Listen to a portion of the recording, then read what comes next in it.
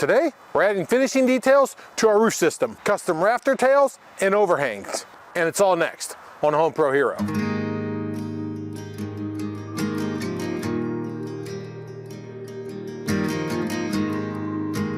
So if you didn't know, I'm building a pole barn on my property. I've already put out several videos. If you want to see how I got to this point, go back and look at those videos after this video is over. But today, we're adding those custom rafter tail ends and overhangs. These two things serve two purposes. One, it's going to protect the barn from the elements.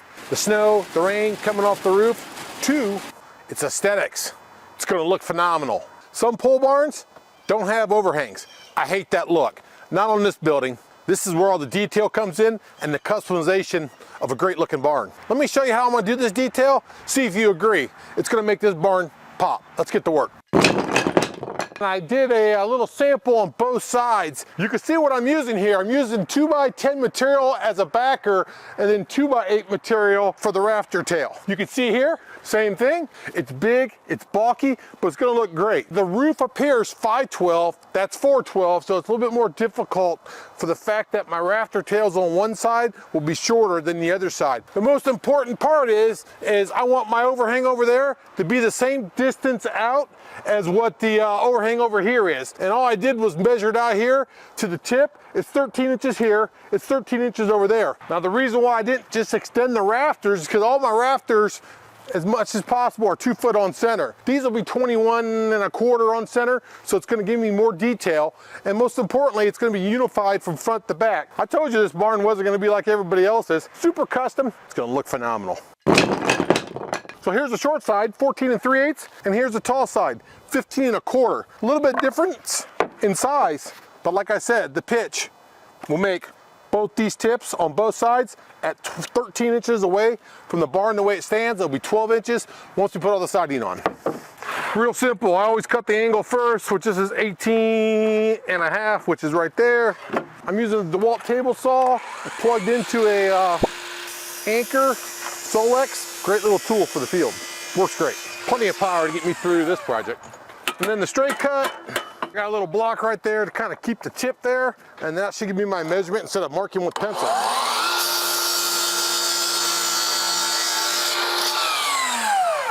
There we go. 18 more. Got a ton of scrap though.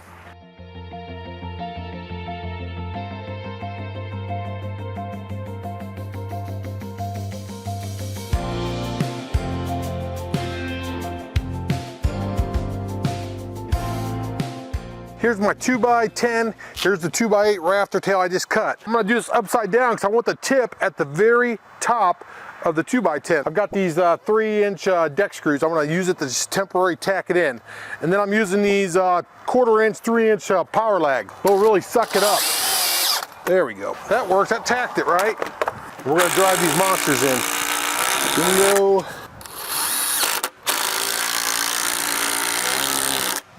Bingo. Yeah.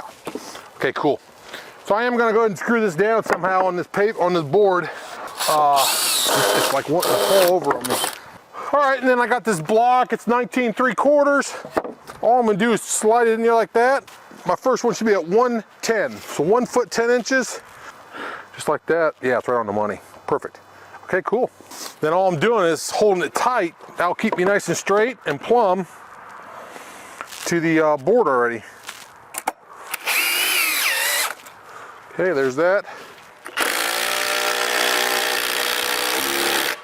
3 7 1/4, 5 4 1/2, 7 1 3/4, 8 11, and then next board. All right, next one. Man, I hope that turns out all right. It looks like it's going to, but man, it's a big important step, man, making sure these are all spaced out right. I'll tell you, ChatGTP was perfect for this, man. I was getting confused on how to set it up. So my building's 32 on the nose. I'm doing a 10-footer, a 12-footer, and a 10-footer for 32 feet. See, it's got an extra ½ inch right there, so I'm gonna take that ½ inch off. This isn't your farm barn. This is all custom, built straight from the heart with free DIY labor. Okay, this one's supposed to go here, but I'm gonna wait until I get the other two up. I'm gonna do a final measurement, make sure this is cut exact, and then we'll mount this somewhere in there, wherever it sits at. If it's off 1/4 of an inch or whatever, no one's gonna know the difference, but extremely sturdy. I'm not concerned about them falling off or anything like that, especially when I get them all caulked up and painted. They're gonna look beautiful. I'm gonna love this exposed rafter look. I'm telling you right now, it's gonna look incredible. Okay, we're gonna try and get this thing up. I've got a block down there, hopefully a hold. I just got an OSB with a couple screws. Should have been in the header, but I didn't make a great jig. Okay, see, right here. I want to be almost level with that, which I'm really close. Then we'll get a screw started. Yeah, very good. But I ran a line down there to all the way down there, both front and back, to kind of get this in the ballpark of the rest of the pitch of my roof. Let's get the next section up. That's pretty decent right there. Yeah, I think they're gonna go with it. Okay, so that's in. Let's go down here and see what you got. What do you look like down there? Once I suck it up, I think it looks all right. Let me try and put one of these big boys in. We're gonna roll with it. I got kind of lucky on that one, I think. I got 119 for the measurement, so off an inch. So we'll move that over just a tad, but you'll never know the difference. Okay, let's put that last wing on.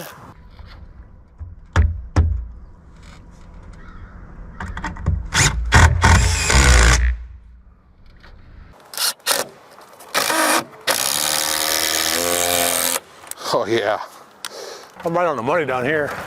Well, it doesn't get no better than that. Oh yeah, it looks really good down through there. Oh, looks really good. Okay, and I haven't even screwed it down yet. Let's get that purlin off.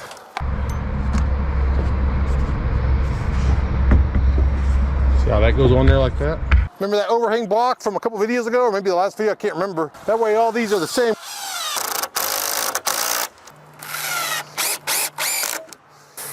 Yeah, let me get the circular saw. We'll just go ahead and cut that now while we're up here. Just eyeballing it, it looks right on the money. I got no humps, no lumps. I think we're good.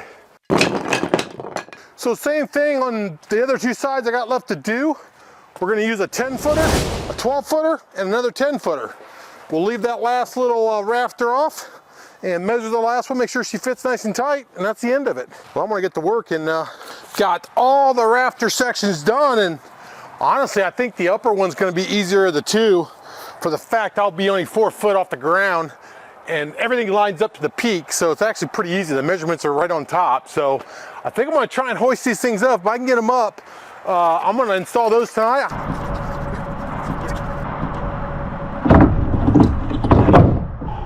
So the top of these go to the top of this. So simple. Let's go get some screws and let's put this together. It's gonna be really cool having to hang down and have those windows up there. It's gonna have like a, I don't know, like an industry type look. And that's the thing, I know a lot of you guys probably aren't building pole barns on your property, but I am covering a lot of techniques that I use to build stuff in general that you can get value from. So if you like this type of content, make sure you subscribe to the channel, give this video a like. It helps me out dramatically when it comes to creating new content.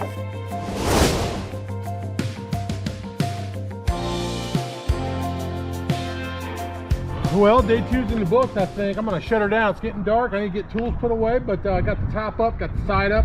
I've got that side over there made, ready to go up. I'm happy with the way it's turning out, so I can't complain too much. All right, next day. Beautiful day, actually. We're gonna go ahead and put the purlins, one up here, one down here. This one's on the edge.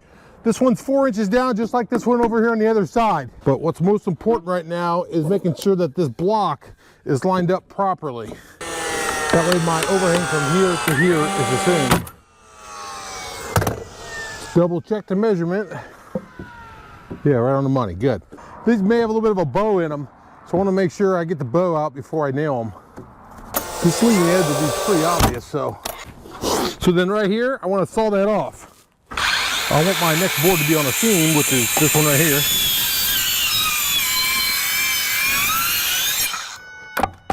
So yeah, feels good, looks good.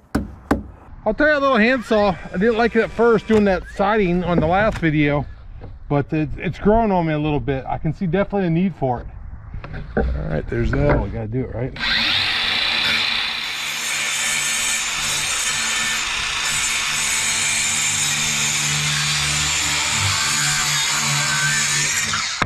Ah, perfect. All right. And now it's on the money. The first one's totally laid. Looks pretty good going down through there, really. This one over here is 4 inches, so I'm just going to match it 4 inches down. A steel cap goes over the ridge line here, so it's just a matter of making sure they're equal on both sides. I think it's a 6-inch cap, so it should have plenty of nail room. Yeah, I like it. Happy with it. Looks really good going down through there. The nice thing about this side is the OSB is lower than the rafter tail up there already. So all I did is put a couple of 2x8s up there on the edge, screwed them to the rafters, and I'll just butt it up there against them. Hopefully. Still want to get hit in the forehead with this thing. Okay, that works. About a bit there. Come on, baby. There we go. So it looks good coming off the roof. Looks like it's going to work the way I have it set up with the jig. Double check the end. I'm good. So it's just like the process over there on the other side, really. Boom. Looks good. All right, let's lag.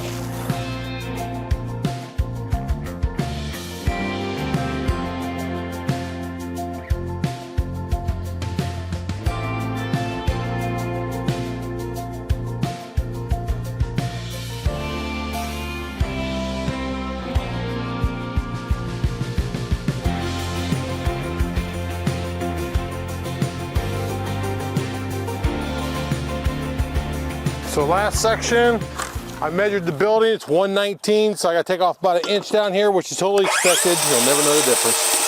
So, about got it. Thank God.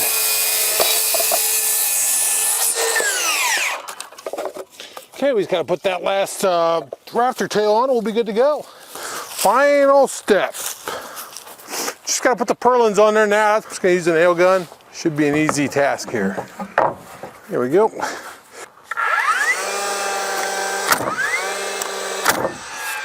Perfect.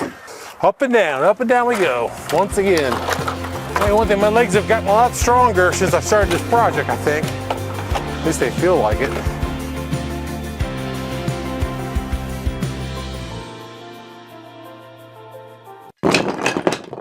Okay, next day, it's actually pretty nice out, but I got my little helper here to help put the fascia board, I guess the front board, if you want to call it something that's not common, on.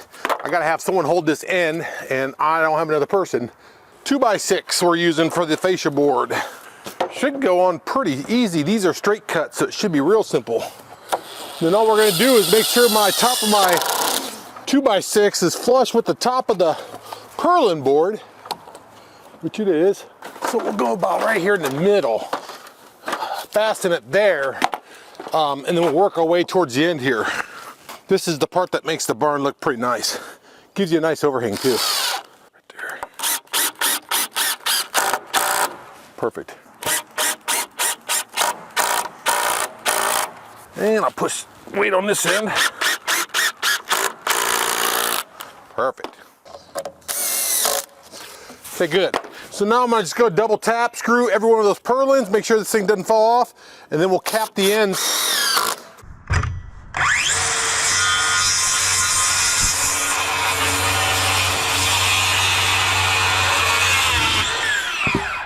So I need a block that's almost 4 inches. Probably is 4 inches, yeah, it's 4 inches. And 12 and a half.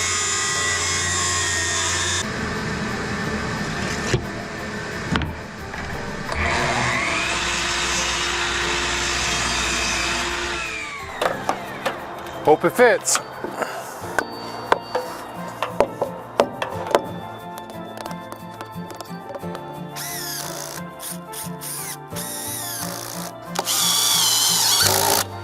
Bingo. All right, let's go put the top one on. Same process. Pretty simple.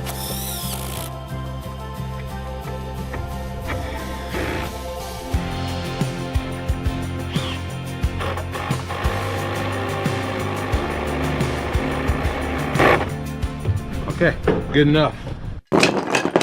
Okay, I'm at the peak. What I did is I just brought a 2x8 up here and put it dead center on the ridge line. That way I know exactly where my miter is going to meet up at. I'll make a center mark on this so I know exactly where to put the small piece. Then we'll put the big piece up and butt them up. So I used my Tough Belt angle gauge, and it gave me about about a 24-degree angle going up, which I think is pretty close to a 512, if you take my word for it.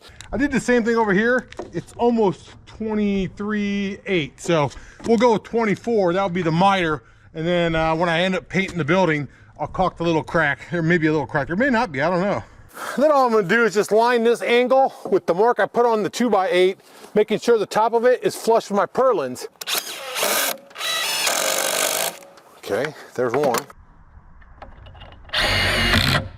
All right, so let me show you what this looks like from the front. I'm not too shaky. So that's what we got right there. Now I gotta go get the other board, put the buddy system up down there at the end, and then we'll cut a 24-degree angle on that and hope it matches in the middle. I ran to the garage and cut that 24-degree angle on this board to make it nice and clean, and it's the exact same angle I cut the other board with. So got my best friend up here. Hopefully he'll help me out again. Okay, make sure it's tight up against the tip. How are we looking there? Does it look good? It's gonna have to. It's about the best I could do. Front matters more. Let's see what it looks like. As you can see, I need to drop down, which should tighten the bottom of this up a little bit. I don't think it's gonna make it snug. From down here, that crack doesn't look bad at all. I don't know, it's just it's one of those things, you know? You wanna make sure it's right. Tell you one thing, the purlins look pretty good. I might need the clamp to help me get them all nice and straight, but pretty happy with it. Thank you for your service. Can you see it up there without getting too blurry? A little bit of a crack. So I'm just gonna screw the fascia board, 2x6, to all the purlins up there. 2 screws in each one. Yes, sir. Let's block the ends. We'll be done with this side.